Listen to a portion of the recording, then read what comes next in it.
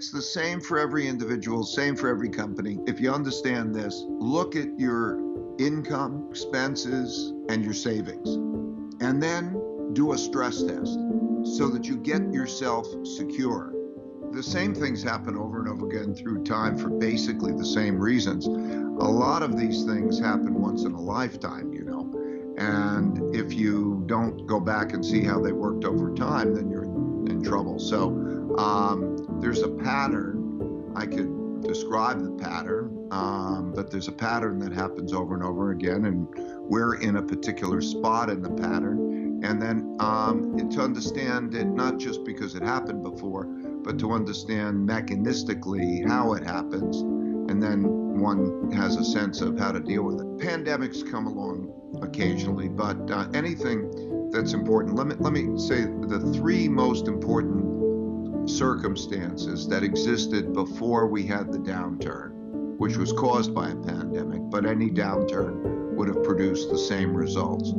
The three most important things that are happening in the world now are that we're at the end, late in a long-term debt cycle in which central banks cannot control monetary policy the same way.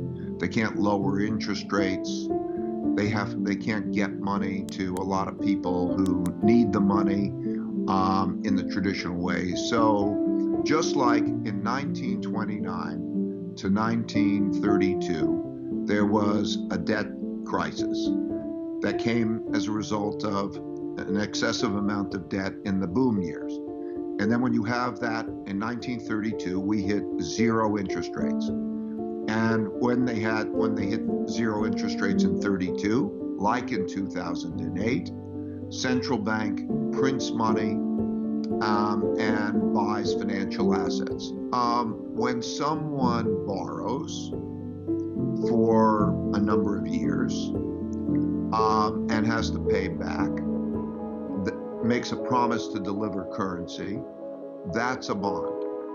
And so one man's debts or another man's assets, which we call a bond, and that is a promise to deliver currency. And so what happens in these cycles is that normally central banks can stimulate the economy by lowering interest rates. But when you hit zero interest rates, that doesn't work.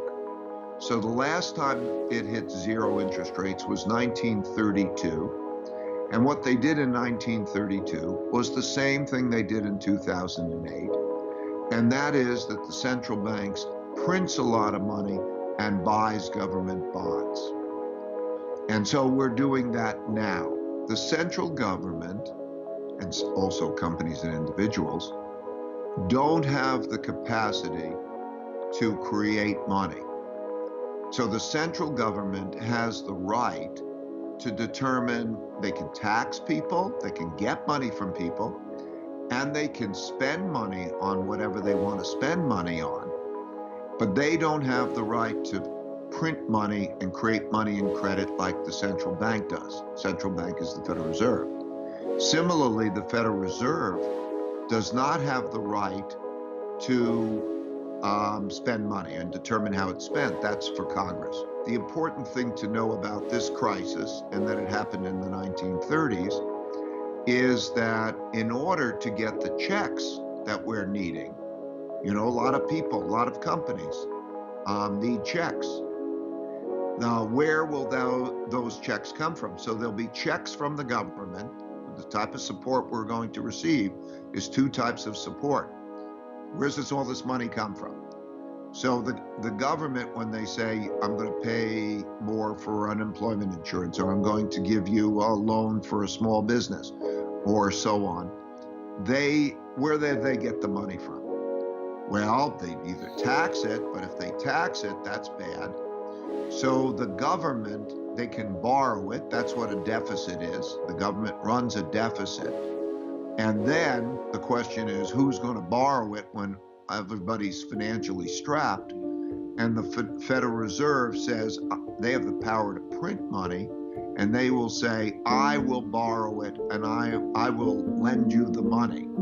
So the Federal Reserve is lending the money, and it is also lending others the money. Right. The important thing to know is that all that we think about money is not limited in any way, like there's a certain amount of money out there. It's all make-believe. It's all digital. So they can change the digits and then they can create money. Now that's an important consideration, because if they can create money so easily, how do we know it's going to be of value when they're creating a lot of it? That's one of the considerations that are being faced today.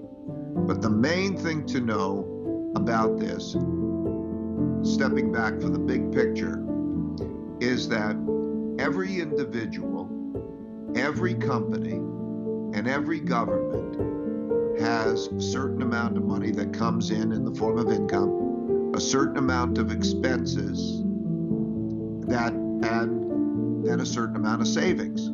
So you do individually, and all your listeners do. And it works the same way for everyone, so that if their income falls and they to be less than their expenditures, they're in trouble unless they have a good savings. And then they go to the savings. So all around the world, there are lots of entities that are in trouble in that way.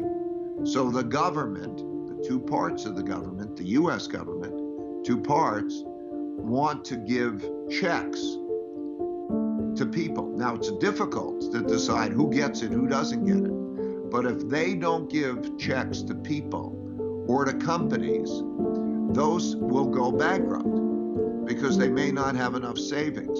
So you saw J. Crew went bankrupt, just went bankrupt. And you'll see others go bankrupt because they don't have enough. And so when they go bankrupt, then that's a whole other process. So in order to prevent that, they have to give money. And so they print money. We call it print. There's not even paper much. It's digitally create money. And then that comes in the form of loans. Federal Reserve will buy government bonds, so it's a transaction of buying it, and they will also buy private bonds. They might pick a company, many companies, and they'll say, I will buy your bonds, which is the equivalent, I will lend to you. And that's what happens. And that's happened through history. So what we're going through is the same process as happened in the 1930 to 1945 period. So as I was saying, there are three important things. That is one. The second is large wealth gap.